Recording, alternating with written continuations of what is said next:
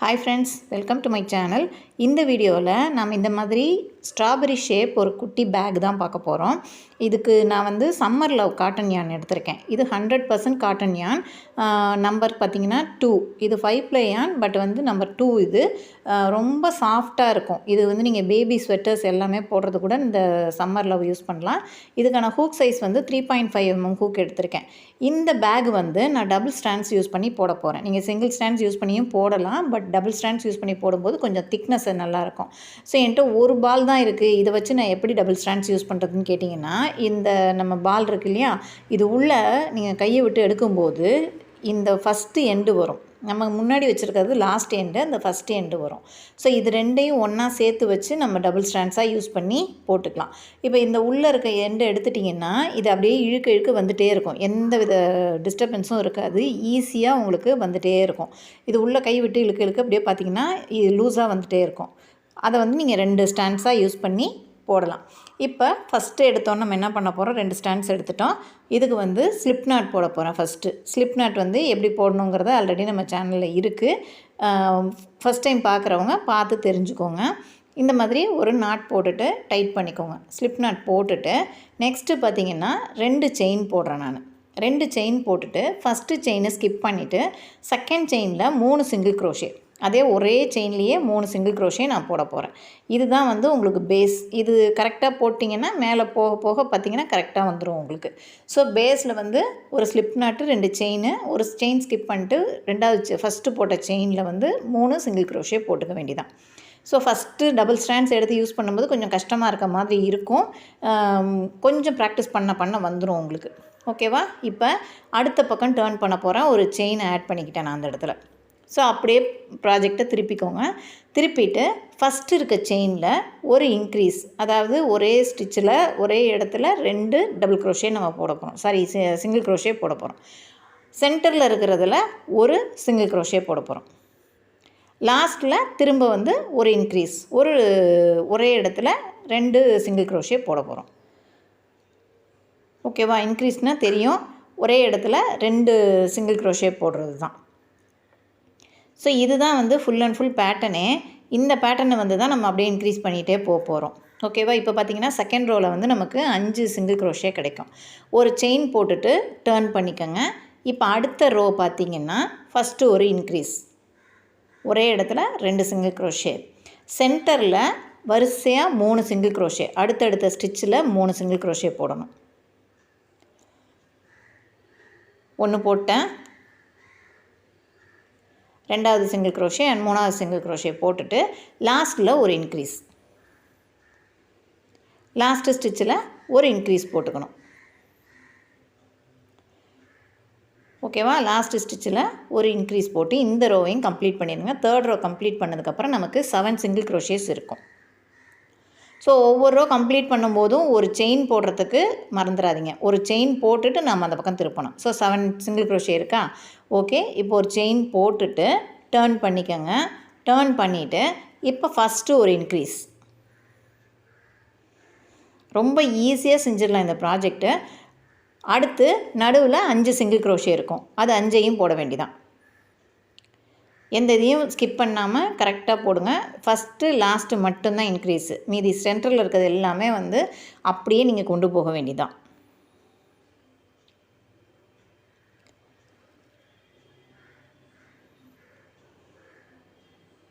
இப்போ இது மாதிரி லாஸ்ட்டில் வந்து 2 சிங்கிள் க்ரோஷே, அதாவது ஒரு இன்க்ரீஸ் லாஸ்ட்டு ஸ்டிச்சில். இப்போ இந்த ரோவோட எண்டில் பார்த்திங்கன்னா நமக்கு 9 சிங்கிள் க்ரோஷே இருக்கும்.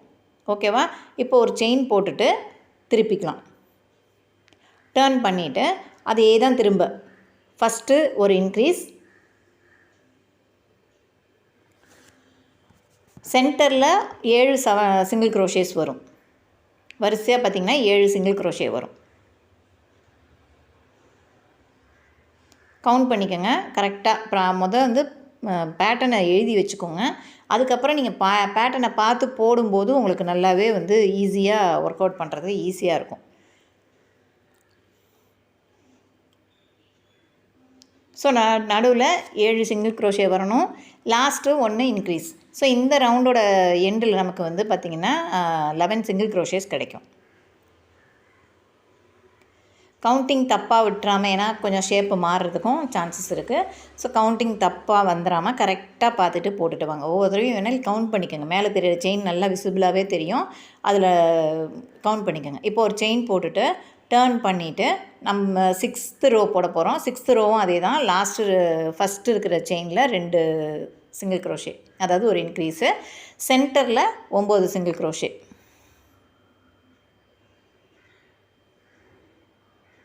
இது நீங்கள் டபுள் ஸ்ட்ராண்ட்ஸ் எடுத்து போடும்போது நல்ல ஒரு மாதிரி ஸ்ட்ராங்காக கிடைக்கும். இந்த லாஸ்ட்டில் ஒரு இன்க்ரீஸ் கொடுத்துட்டேன். இப்போ ஃபுல் அண்ட் ஃபுல் பார்த்திங்கன்னா அடுத்த ரோ கம்ப்ளீட் அடுத்த ரோ திருப்பியாச்சு. நம்ம ரோ 7 பார்த்திங்கன்னா எல்லா இடத்துலையும் ஒவ்வொரு சிங்கிள் க்ரோஷே தான், எந்த இன்க்ரீஸும் கிடையாது. ஃப்ரம் இந்த எண்டுலேருந்து அந்த எண்டு வரைக்கும் எல்லா இடத்துலையும் மொத்தமாக வந்து நீங்கள் 13 சிங்கிள் க்ரோஷே போட்டுகிட்டே வர வேண்டியதான். இப்போ அடுத்த ரோ திருப்பியாச்சு. இப்போ ரோ 8 பார்த்திங்கன்னா ஃபஸ்ட்டு ஒரு இன்க்ரீஸ், அடுத்து சென்டரில் 11 சிங்கிள் க்ரோஷேஸ் வரும். 11 சிங்கிள் க்ரோஷே போட்டுட்டு இந்த எண்டில் ஒரு இன்க்ரீஸ் கொடுத்துட்டு அடுத்து ரோ 9 திருப்பிக்கலாம். ரோ 9 பார்த்திங்கன்னா எல்லாத்துலேயுமே ஒவ்வொரு சிங்கிள் க்ரோஷே, மொத்தம் 15 சிங்கிள் க்ரோஷேஸ் வரணும். எந்த இன்க்ரீஸும் கிடையாது. ரோ 9 வந்து எந்த இன்க்ரீஸும் கிடையாது, எல்லாத்துலேயும் ஒவ்வொரு சிங்கிள் க்ரோஷே போட்டுகிட்டே வர வேண்டியதான். இது ஃபுல்லாக முடிச்சுட்டு ஒரு செயின் ஆட் பண்ணிக்கோங்க. ரோ 10 பார்த்திங்கன்னா ஒரு இன்க்ரீஸ், சென்டரில் 13 சிங்கிள் க்ரோஷே,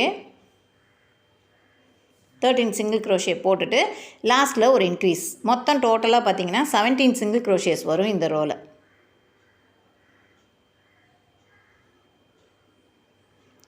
ஸோ இந்த எண்டில் பார்த்திங்கன்னா ஒரு இன்க்ரீஸ் கொடுத்துக்கிறேன். மொத்தமாக டோட்டலாக வந்து 17 சிங்கிள் க்ரோஷேஸ் வரும் இந்த ரோவில்.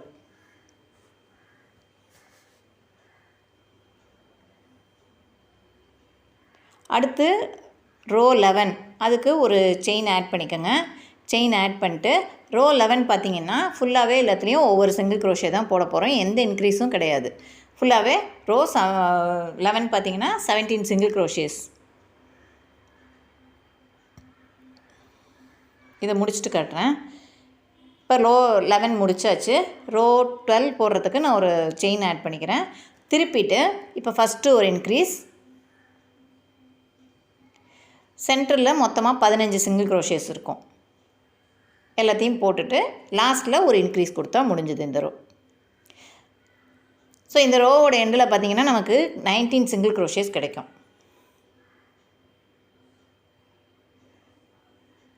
ஸோ இந்த ரோவோட எண்டில் 19 சிங்கிள் க்ரோஷேஸ் கிடைக்கும். இது அப்படியே திருப்பி டேர்ன் பண்ணிவிட்டு ஒரு செயின் ஆட் பண்ணிவிட்டு ரோ 13லேருந்து ரோ 17 வரைக்கும்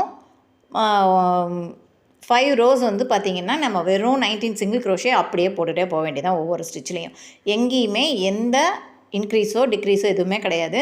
ஃபுல்லாக எல்லாத்துலேயுமே அப்படி தான் வரும்.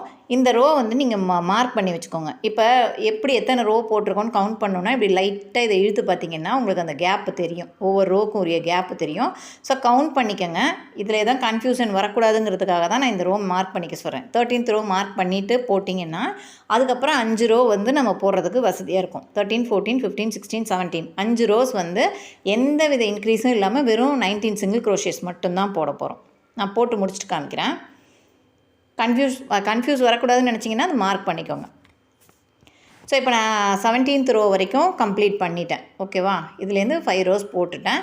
இப்போ இந்த மார்க்கர் உங்களுக்கு தேவையில்லை. இப்போ அடுத்து 18th ரோ பார்த்திங்கன்னா ஒரு செயின் ஆட் பண்ணிக்கோங்க. அப்படியே டேர்ன் பண்ணிவிட்டு ஃபஸ்ட்டு ஒரு டிக்ரீஸ் கொடுக்க போகிறோம். இப்போ கொஞ்சம் கொஞ்சமாக குறைச்சிட்டே வரணும். ஃபஸ்ட்டு டிக்ரீஸ் வந்து உங்களுக்கு எப்படின்னு தெரியும். 2 லூப்பை ஒன்றா எடுத்து நம்ம கனெக்ட் பண்ணுவோம். ஓகேவா? 2 ஸ்டிச்சை ஒன்றாக்குறது தான். ஸோ ஒரு டிக்ரீஸு, சென்டரில் 15 சிங்கிள் க்ரோஷேஸ் போடணும். ஸோ நான் லாஸ்ட் ரோ வந்து 19 சிங்கிள் க்ரோஷேஸ் போட்டிருப்போம். அதில் ஃபஸ்ட்டில் ஒரு டிக்ரீஸ், லாஸ்ட்டில் ஒரு டிக்ரீஸ் கொடுக்கும்போது நமக்கு 17 சிங்கிள் க்ரோஷேஸ் கிடைக்கும். இப்போ ரோ 18 பார்த்திங்கன்னா நடுவில் 15 சிங்கிள் க்ரோஷே போட்டுட்டேன். லாஸ்ட்டில் ஒரு டிக்ரீஸ் கொடுக்குறேன். திரும்ப ஃபஸ்ட்டு ஒரு டிக்ரீஸ், லாஸ்ட்டு ஒரு டிக்ரீஸ். ஸ்டார்டிங்கில் வந்து இன்க்ரீஸ் கொடுத்தோம் இல்லையா, ஃபஸ்ட்டும் லாஸ்ட்டும், அது மாதிரி இது ஃபஸ்ட்டும் லாஸ்ட்டும் இது டிக்ரீஸ் கொடுப்போம். இப்போ ஒரு செயின் ஆட் பண்ணிக்கோங்க. டேர்ன் பண்ணிவிட்டு ஃபஸ்ட்டு ஒரு டிக்ரீஸ், திரும்ப 19th ரோ ஃபஸ்ட்டு ஒரு டிக்ரீஸ், 13 சிங்கிள் க்ரோஷே சென்டரில், 13 சிங்கிள் க்ரோஷே போட்டுட்டு லாஸ்ட்டில் ஒரு டிக்ரீஸ்.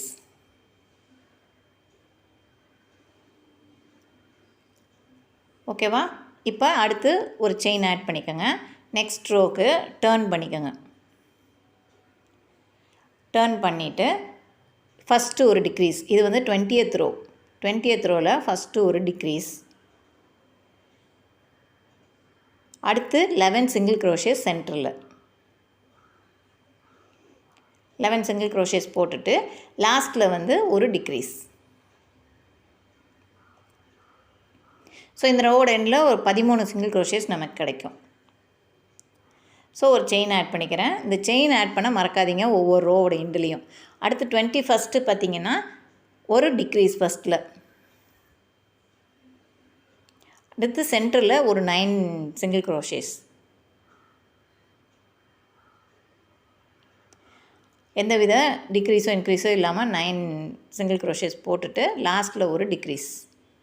ஸோ இந்த ரோவோட எண்டில் நமக்கு 11 சிங்கிள் க்ரோஷேஸ் கிடைக்கும். ஓகேவா? இப்போ நம்ம இந்த ஃபஸ்ட்டு எது முடிச்சாச்சு. இதை கவுண்ட் பண்ணிக்கோங்க. மேலே நல்லா தெரியும் உங்களுக்கு செயின் எவ்வளோ இதாக தெரியும். அதில் 11 இருக்கான்றதை கவுண்ட் பண்ணிக்கோங்க.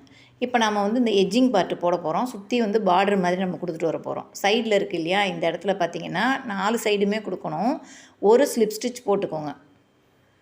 ஒரு ஸ்லிப் ஸ்டிச் போட்டு ஒரு செயின் ஒன்று ஆட் பண்ணிக்கோங்க. அடுத்த இதில் ஹூக்கை இன்சர்ட் பண்ணி ஒரு ஸ்லிப் ஸ்டிச்சு. கேப் உங்களுக்கு நல்லாவே தெரியும். அந்த இடத்துல பார்த்து கரெக்டாக போட்டே வாங்க. போட்டு ஒரு செயின், ஒரு ஸ்லிப் ஸ்டிச்சு, ஒரு செயின், ஒரு ஸ்லிப் ஸ்டிச்சு, ஒரு செயின்னு ஃபுல்லாக இந்த 4 சைடுமே சுற்றி கொண்டு வந்து முடிக்கணும். ஜஸ்ட் அது வந்து உங்களுக்கு நமக்கு பார்டர் மாதிரி வரும்.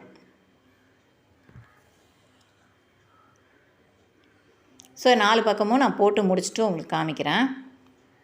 ஃபுல்லாக நான் போட்டுட்டு காமிக்கிறேன். 4 பக்கம் போட்டுட்டு காமிக்கிறேன்.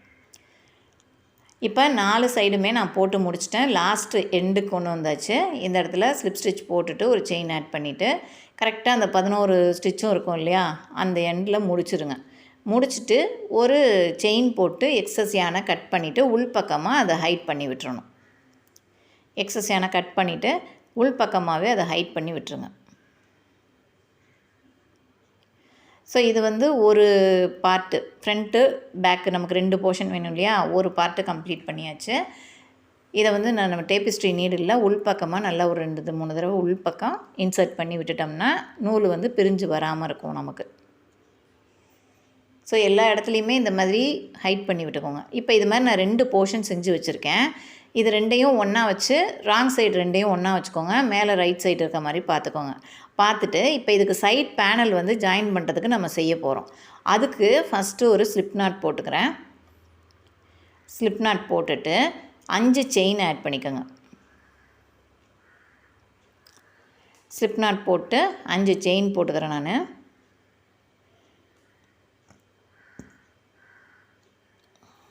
இப்போது ஃபஸ்ட்டு செயினை ஸ்கிப் பண்ணிவிட்டு செகண்ட் செயின்லேருந்து 4 சிங்கிள் க்ரோஷேஸ் போட வேண்டியதான். 1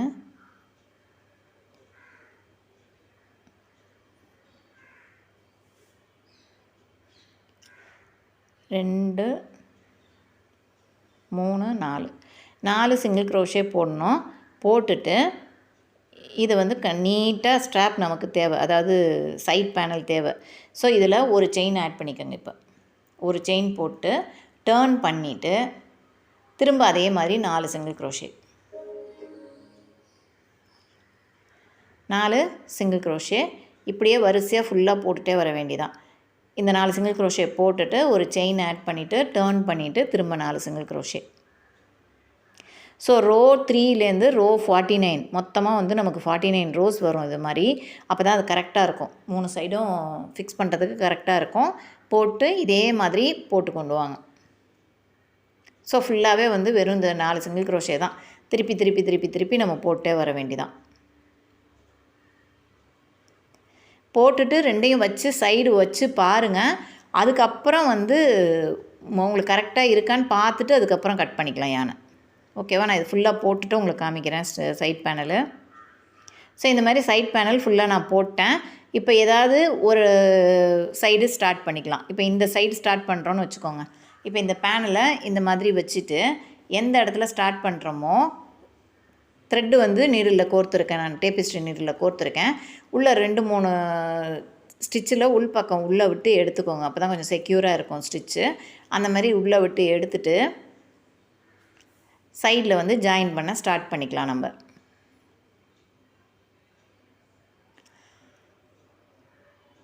இப்போ இந்த மாதிரி மெயின் போர்ஷன் இருக்குது, அதில் ஒரு ஸ்டிச்சில் உள்ளே விட்டு எடுத்துகிட்டு அந்த பேனல் சைட் பேனல் கொடுத்துருக்கோம் இல்லையா, அதில் ஒரு ஸ்டிச்சில் உள்ளே விட்டு எடுக்கணும். இப்படியே எடுத்துகிட்டே வரணும். கொஞ்சம் கொஞ்சமாக ஸ்டிச் பண்ணி கொண்டு வர வேண்டியதான். ஃபஸ்ட்டு வந்து ஒரு நாட்டு கூட போட்டுக்கோங்க, செக்யூர் பண்ணுறதுக்கு ஒரு நாட்டு கூட போட்டுக்கோங்க. அடுத்தடுத்த ஸ்டிச்சு நாட் போட தேவையில்லை. அடுத்தடுத்து இப்படி நம்ம நார்மலாக ஸ்டிச்சிங் போடுவோம் இல்லையா, அதே மாதிரி உள்பக்கம் விட்டு விட்டு இதில் ஒரு அந்த உள்பக்கம் இருக்கிறதுல பேக் லூப்பில் விட்டு விட்டு எடுத்து அதில் ஒரு லூப்பில் விட்டு எடுத்திங்கன்னா ஃபுல்லாக ஸ்டிச்சிங் ஆகிடும். இது மாதிரி ஃபுல்லாக ஸ்டிச் பண்ணிட்டு காமிக்கிறேன் நான்.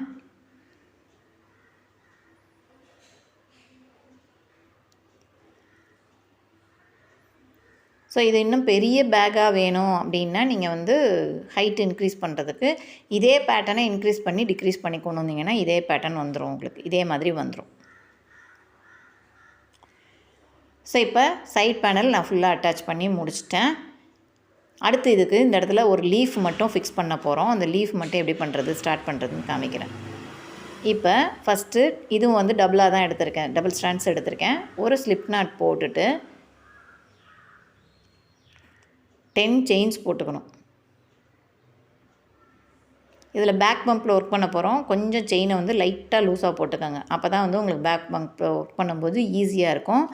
நீங்கள் டைட்டாக போட்டிங்க அப்படின்னா அதில் ஏன்னா 2 லேயர் வச்சுருக்கோம், 2 ஸ்டாண்ட்ஸ் வச்சுருக்கோம் இல்லையா, அதனால் கொஞ்சம் கஷ்டமாக இருக்க மாதிரி இருக்கும். கொஞ்சம் லூஸாக போட்டுக்கிட்டிங்கன்னா ஒன்றுமே தெரியாது. இப்போது பேக் பம்புக்கு அப்படியே திருப்பிக்கிட்டு இந்த பின்னாடி மேலே அந்த இது இருக்குது இல்லையா, இதில் ஹூக்கை இன்சர்ட் பண்ணி 3 சிங்கிள் க்ரோஷே போட்டுக்கோங்க. ஃபஸ்ட்டு 10 செயின்ஸ் போடுறோம். ஃபஸ்ட்டு செயின் அதை ஸ்கிப் பண்ணிவிட்டு பேக் பம்பில் மட்டும் 3 சிங்கிள் க்ரோஷேஸ் முதல்ல போடுறோம்.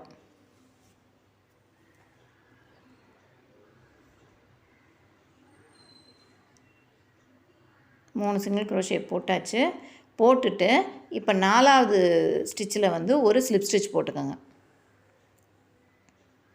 4வது இருக்கு இல்லையா, அந்த இடத்துல ஒரு ஸ்லிப் ஸ்டிச் போட்டுக்கிறோம். போட்டுட்டு இப்போ அடுத்து வந்து 7 செயின்ஸ் போடணும்.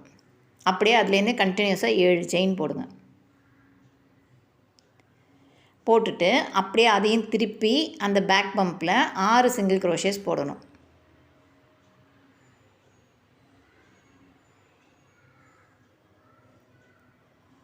இது கொஞ்சம் செயின் லூஸாக போட்டிங்கன்னா அந்த பேக் பம்ப் வந்து உங்களுக்கு ஈஸியாக ஒர்க் பண்ணுறதுக்கு வரும்.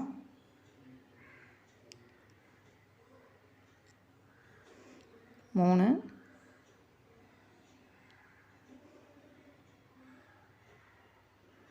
4,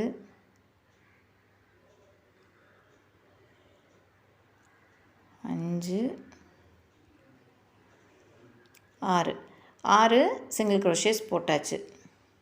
போட்டுட்டு இப்போ என்ன பண்ணோன்னா அந்த ஃபஸ்ட்டு நம்ம எங்கே ஸ்டார்ட் பண்ணோம் இல்லையா, அதே இடத்துலையே வந்து ஒரு ஸ்லிப் நாட் வந்து சிங்கிள் க்ரோஷேவாக போட்டுக்கோங்க. ஒரு சிங்கிள் க்ரோஷே போட்டுட்டு அடுத்து மீதி இருக்க 5 இதுலேயும் அந்த ஃபஸ்ட்டு நம்ம 10 செயின்ஸ் போட்டோம் இல்லையா, அதில் மீதி இன்னும் 5 இருக்கும். அது எல்லாத்துலேயுமே ஒவ்வொரு சிங்கிள் க்ரோஷே போட்டே வர வேண்டியதான் பேக் பம்பில்.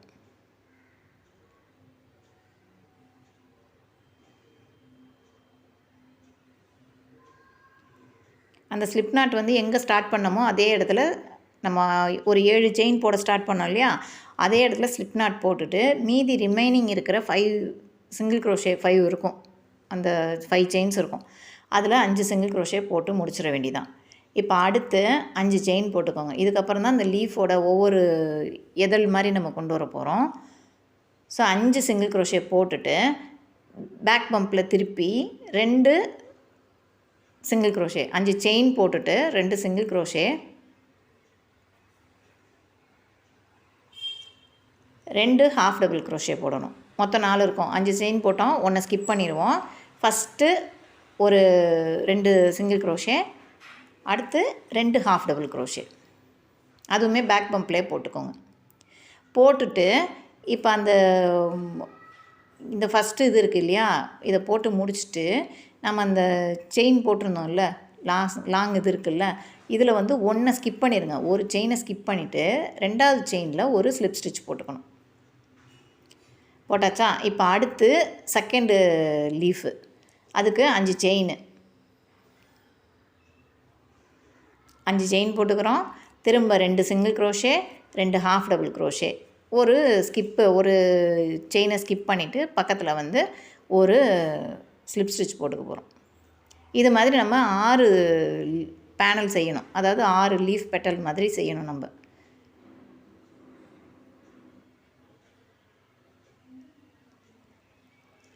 போட்டு இப்போ இந்த இடத்துல பார்த்திங்கன்னா நமக்கு அந்த இது கிடைக்கும். ஒரு இதை ஸ்கிப் பண்ணிவிட்டு 2வதுல ஒன்றை ஸ்கிப் பண்ணிடுங்க. ஒன்றை ஸ்கிப் பண்ணிட்டு ஒரு ஸ்டிச்சை ஸ்கிப் பண்ணிவிட்டு 2வதுல போடணும்.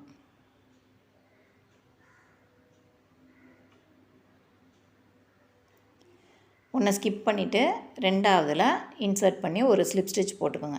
இது மாதிரி 6 பெட்டல்ஸ் வர மாதிரி, லீஃப் வர மாதிரி போட்டு இந்த கண்டினியூஸாக ஒன்று ஸ்கிப் பண்ணி ஒன்று போட்டு, ஒன்று ஸ்கிப் பண்ணி ஒன்று போட்டிங்கன்னா கரெக்டாக இதில் கம்ப்ளீட் ஆகிடும். இதுதான் இப்போது லீஃபு. எக்ஸஸ் எல்லாமே வந்து நான் ஹைட் பண்ணி விட்டுட்டேன். இப்போ இதை வந்து இந்த இடத்துல நம்ம வந்து க்ளூ கன் போட்டு ஒட்டினாலும் ஒட்டலாம், இல்லை ஸ்டிச் பண்ணுறதுனாலும் பண்ணலாம். உங்களுக்கு கம் வச்சு ஒட்டுறதே ரொம்ப ஈஸியாக ஸ்டிக் ஆகிடும். B7000 க்ளூ இருந்தால் கூட நீங்கள் ஸ்டிக் பண்ணிக்கலாம். ஸ்டிச் பண்ணணுன்ற அவசியமே இல்லை. இப்படி ஸ்டிச் பண்ணிட்டீங்கன்னா போதும். ஒன் சைடு மட்டும் இது போட்டால் போதும். இப்போ இதுக்கு நம்ம ஸ்ட்ராப் ரெடி பண்ண போகிறோம். இப்போ நான் என்ன பண்ணுறேன்னா, இதே மாதிரி டபுள் ஸ்டாண்ட்ஸ் எடுத்துக்கிறேன்.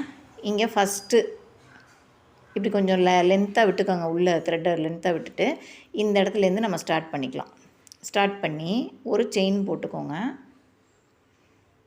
நாட் போட்டோமா, செயின் போட்டு இங்கேருந்து செயினாக போட ஸ்டார்ட் பண்ணிட்டே போக வேண்டியதான். நமக்கு எந்த அளவுக்கு ஸ்ட்ராப்போட லென்த்து வேணுமோ அந்த அளவுக்கு நீங்கள் போட்டுக்கலாம். இது வந்து சின்ன குழந்தைங்களுக்கு கொடுக்க போகிறது தான் இல்லையா, ஸோ அவங்களுக்கு இப்படி கிராஸாக மாட்டுறதுக்கு தேவைப்படும். ஸோ அந்தளவுக்கு நீங்கள் லென்த்து உங்களுக்கு எந்த அளவுக்கு லென்த்து தேவைப்படுதோ அந்தளவுக்கு போட்டுக்கலாம். ஸோ ஃபுல்லாகவே வெறும் செயின் மட்டும்தான் போட போகிறோம். நான் இப்போ ஃபுல்லாக அந்த செயின் போட்டுட்டேன். இப்போ இந்த இடத்துல நெக்ஸ்ட்டு ஆப்போசிட் சைடு இருக்கு இல்லையா, அங்கே வந்து ஹூக்கை இன்சர்ட் பண்ணி த்ரெட்டை வெளியில் எடுத்து ஒரு செயின் போட்டு லாக் பண்ணிடுங்க. லாக் பண்ணிட்டு எக்ஸஸ் யானை கட் பண்ணிட்டு இந்த பக்கமும் அந்த பக்கமும் இருக்கிற எக்ஸஸ் யான் ஃபுல்லாகவே வந்து ஹைட் பண்ணி விட்டுருங்க உள் பக்கமாக. அப்போ தான் வந்து பிரிஞ்சு வராமல் இருக்கும். அதுலேயும் எனக்கு பிரிஞ்சு வந்துடுமோன்னு பயம் இருக்குன்னா அது உள் பக்கம் எண்டை வந்து நீங்கள் கம் போட்டுருங்க. உள் பக்கம் ஹைட் பண்ணிவிட்டு கம் போட்டு பேஸ்ட் பண்ணிட்டீங்கன்னா நல்ல செக்யூராகவே இருக்கும். ரொம்ப ஈஸியான மெத்தடில் செஞ்சிடலாம். இந்த மாதிரி ஹைட் பண்ணி விட்டுருங்க. ஹைட் பண்ணி விட்டுட்டு கம் போட்டிங்கன்னா கூட கொஞ்சம் நமக்கு பயம் இல்லாமல் இருக்கலாம்.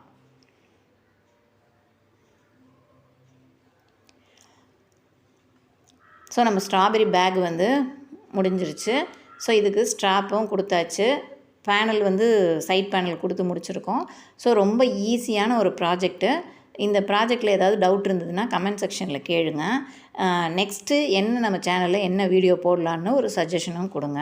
நம்ம சேனலை இப்போ தான் ஃபஸ்ட் டைம் பார்க்குறீங்கன்னா சப்ஸ்கிரைப் பண்ணிவிட்டு பக்கத்தில் இருக்க பெல் ஐக்கானையும் கிளிக் பண்ணி ஆல்னு நோட்டிஃபிகேஷன் கொடுத்து வச்சுக்கோங்க. அப்போ தான் அப்கமிங் வீடியோஸ் எல்லாமே உங்களுக்கு நோட்டிஃபிகேஷனில் வர ஆரம்பிக்கும். இந்த வீடியோவில் ஏதாவது டவுட் இருந்தாலும் கமெண்ட் செக்ஷனில் கேளுங்க. நெக்ஸ்ட்டு ஒரு வீடியோவில் பார்க்கலாம். தேங்க்ஸ் ஃபார் வாட்சிங்.